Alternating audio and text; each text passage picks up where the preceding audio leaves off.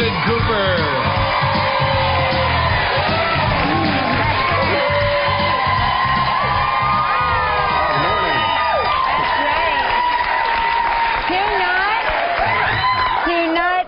Your dial. You are not seeing things. Filling in today is Anderson Cooper. Yeah, Friday, September 17th, 2010. I forgot to point out the date. But I think by now people know the date. I would think so. I really think that that's something people know. Yeah. I hope so, at least. Right? How you doing? I only don't know when I'm on vacation. When I'm on vacation, I will say it's the first day of the vacation is the day I know, and then everything else you forget fades it all. away. Yeah. Well, I took a vacation recently, and you know, which I rarely do, and I'm not very good at it. And I got poison ivy. You stop. Has anyone had poison ivy lately? It is among the most annoying things you can possibly have on the planet. Because it spreads like crazy. But not only does it spread initially, but I had it for literally a month, because it turns out some people, like, my doctor said your body becomes sympathetic to it, which I don't even know what that means. And it pops up in other places that weren't even touched by the evil poison ivy plant. Even the poison ivy wants to be all over you. But lucky poison ivy, lucky poison ivy. The one silver lining I learned on poison ivy is when you have it and you run your hand under hot water, run the poison ivy under hot water, it is amongst the most pleasurable sensations you can ever experience in your entire life. It's true. Have you done this? Show me right now. No, I'm sorry, true. Are we still on the air? Oh, I just went I'm telling you, it is a level of pleasure. When you have poison ivy and you run it under hot water, it is painful, but it is a level of pleasure that you literally almost faint with pleasure. It's almost worth getting poison ivy. Anderson, let's go run through the woods together after the show. Come on. Anyway, I was stunned to learn that there's this little silver lining on poison ivy. I got poison ivy, and I got it on my hands because I always tell the story. When we were younger, my sister and I, and we were punished, my father would make us weed the garden and weed the flower bed. That was our punishment, because it was like death. It was like not weeding the flower bed in the garden. So I was weeding, and I got poison ivy on my hands. And apparently, what I didn't realize about myself is that when I slept, I always slept with my hands folded sort of in between my legs like that. Oh, sweetie. So then, guess where the poison ivy went next? Oh, no. Wow.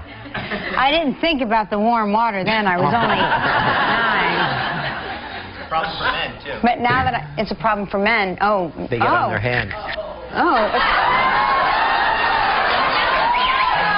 When did this become like Calvin, Regis and Kelly after dark?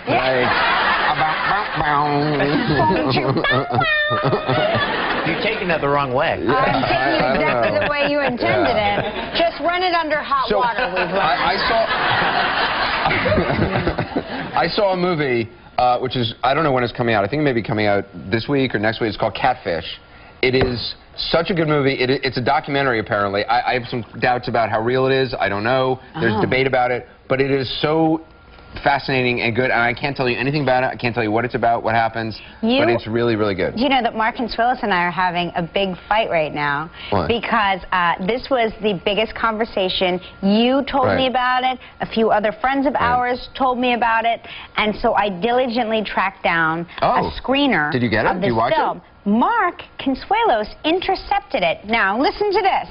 He knew nothing about this movie at all, except for the fact that I kept obsessively saying, we have to see this movie, Catfish. Everybody says we have to see it before it comes out because people will be talking about it. We have to see it. We have to see it. He's like, I never heard anything about it. I'm like, exactly, and we have to see it before people start talking about it.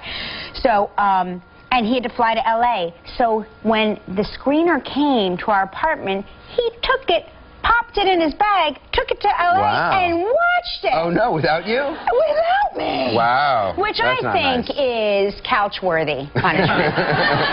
Did he like it?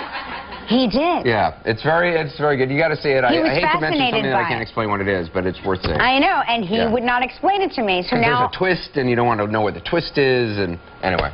very exciting. But is it like the Blair Witch Project where everybody said that was a documentary initially? Well, I don't. There's debate about it. This thing played at Sundance, and some people said they thought there were elements of it which weren't true and were fake. And I have questions about how it was shot and the timeline on things. But I think the core thing seems real to me. It's hard to tell. If it's not real, these people are the greatest actors I've ever seen, and I don't believe that. So. So do you? So wait, can you? You don't want to give us a premise, right? You can't give us a premise. It's a photographer in New York who takes a picture of a dancer, and it's published in a newspaper. And a few weeks later, in the mail, he gets a painting of the picture, painted by an 8-year-old girl, and who says, like, your picture really inspired me. I love dance, and I painted this for you. So he says, oh, thanks. He emails her back. They start a correspondence with the family. He talks to the mom. He talks to her older sister. Are you going to tell us the whole movie? No. Okay. And then from there, it balloons. It escalates. It escalates. Yes. Okay. Anyway. All right. I thought, like, catfish, Gelman and I were discussing what it means. We thought it was about bad plastic surgery. I don't understand why. I don't get it. You know, sometimes women look like catfishes when they're all like duck-billed out, you know? When I saw it, I thought it was about noodling. Do you know what noodling is? No, what's noodling?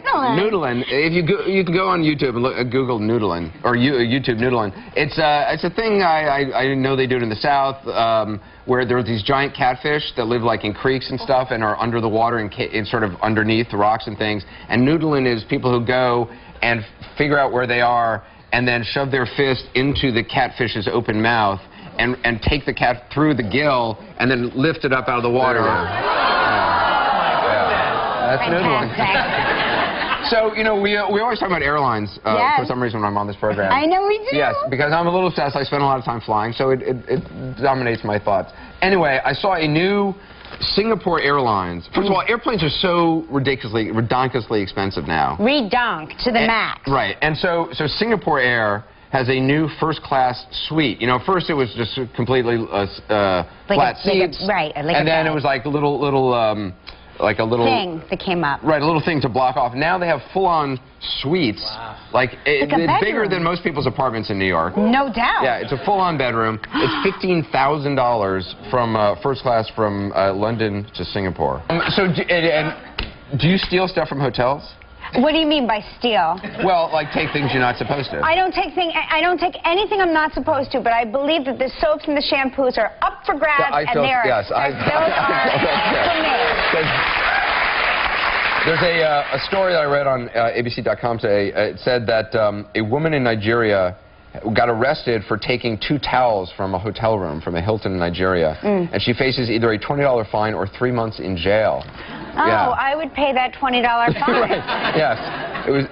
Yeah, because I mean, I've never taken a towel. Well, actually, I have taken towels. I've actually taken a pillow once. You did not take a pillow.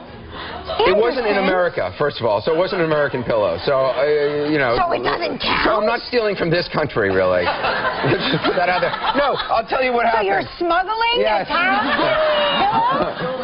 What happened? No, I had a long drive. Like I was in like Niger, and I had like a 12-hour drive ahead of me in a bumpy Land Rover, and I thought, okay, I'm just going to take this towel, and I'm going back to the hotel in a week, and I will bring and I brought it back. You did? Yeah, I brought it back. You did not. No, I did. You brought it back after this audience reacted to you stealing it. No. You brought it back in your mind. No, I brought it back, and I sort of left it in my room, like they'll never notice. It's like the 5th pillow. But, of course, like it was by that point completely black and dirty and disgusting, and so clearly they must have ended up throwing it out because, you know, it had been everywhere with me for like a week. I'd been slobbering on it. It was dusty. It had dirt in it. There were bed bugs jumping off it. You know. As a kid, I always feel like this show is your therapy session. As a kid, I used to steal cutlery from the airplane because I loved how small and little it was, and I kept thinking, well, one day I'll have a house and I'll need cutlery, and I'll by then have a whole collection of cutlery. I mean, it's ridiculous. I was 8 years old. I'm like preparing for one day when I have my own home. And about 5 years ago, I was going through storage, a bunch of boxes, and I found this huge box, and I opened it up, and it was full of like cutlery from Delta Airlines from 1982. and it's tiny, and there's no way you would use it. I don't know what I was thinking. Like, I mean, it's literally like it's little baby cutlery. I don't know what I was thinking. Did I think I was going to live in a dollhouse? I mean, the whole thing was insane. What I love about you, though, is you were a person that was born much older. Like, you were born... The weird thing is, my mom encouraged me to steal the cutlery. I was thinking about this. And I'd be like, is it all right to take this? She'd be like, oh, absolutely, you can take that. And she would say to the flight attendant, like, he can take this, right? And they'd be like, yeah, I guess. Weirdo child, weirdo family. Hey, listen, I know that you're probably not interested in this, but Wednesday is our second annual High Heel-a-thon. Hey, there you go. Why is this only the second one? Didn't you do the first one a while ago? 2 years ago. Yeah, 2 years ago. It was such a huge hit. Why wouldn't you do it every year? Why wouldn't you do it every week? I think we're going to do it every year now. Okay. We are going to do it you every should. year, at least until I break something. So we've partnered with Zappos this year, Zappos.com, and the entire event is in support of the Heart Truth campaign. And the winner, listen to this, ready? Will run away, with the all-new 2011 Volkswagen Jetta. Wow, you get a car? Yeah, Wow, that's and cool. you at home will also have a chance to win one online. That's cool. Online? 2 cars. That's great. 2 cars. Do people break their heels when they run? Some people, Yeah. I mean, people... Less than we thought. Really? Less than we thought, but a couple of people got injured. Usually the men. You know, the men... Anyway, if you watch the show Monday, Tuesday, and Wednesday, each day will give you a clue like this. It worked again. When you see the clue, when things work here, I am stunned. When you see the clue, go to our website, enter the correct clue, and you could be entered for a chance to win. And each day you enter, you have more chances to win. By the way, it is not too late to run in the High Heel-a-thon, I'm told. Regular registration is closed. You can still enter by lottery on the website. Cool. So we've got a big show today. It is, yeah. Josh Brolin is here from Wall Street, Money Never Sleeps. I love this lady. This is a gorgeous new issue of Vogue. Carey Mulligan is here. She's got a new movie, Never Let Me Go.